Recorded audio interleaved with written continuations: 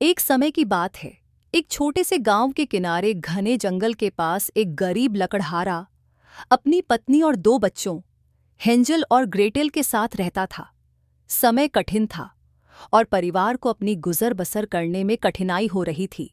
एक दिन जब अकाल और भी बदतर हो गया, लकड़हारे की पत्नी ने सुझाव दिया कि बच्चों को जंगल में छोड़ दिया जाए, क्योंकि उनके पास सभी को खिलाने के लिए पर्याप्त भोजन नहीं था। लकड़हारा दिल से बहुत दुखी था, लेकिन उसके पास और कोई चारा नहीं था, इसलिए वह सहमत हो गया। हालांकि हेंजल ने उनकी बातचीत सुन ली और एक चतुर योजना बनाई।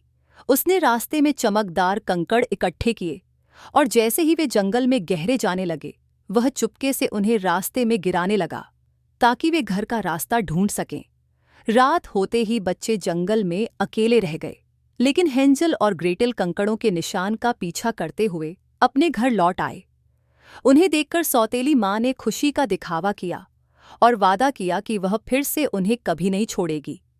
हालांकि अगले दिन सौतेली माँ का लालच फिर से उभर आया और उसने लकड़हारे को दोबारा बच्चों को छोड़ने के लिए मना लिया। इस बार हेंजल कंकड़ इकट्ठा नहीं कर सका, इसलिए उसने रास्ते में ब्रेड के टुकड़े गिरा दिए। लेकिन हेंजल और ग्रेटेल को यह नहीं पता था कि चिड़ियों ने वे टुकड़े खा लिए थे और वे जंगल में भटक गए।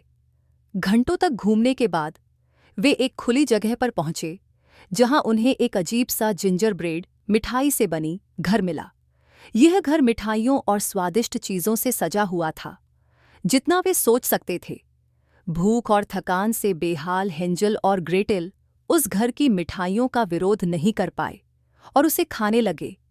अचानक दरवाज़ा चरमराया और एक बूढ़ी औरत, जिसकी आंखों में एक खतरनाक चमक थी, उन्हें अंदर बुलाने लगी। उसने खुद को एक दुष्ट चुड़ैल के रूप में प्रकट किया, जो बच्चों को पकड़कर उन्हें अपने पकवानों के लिए इस्तेमाल करती थी।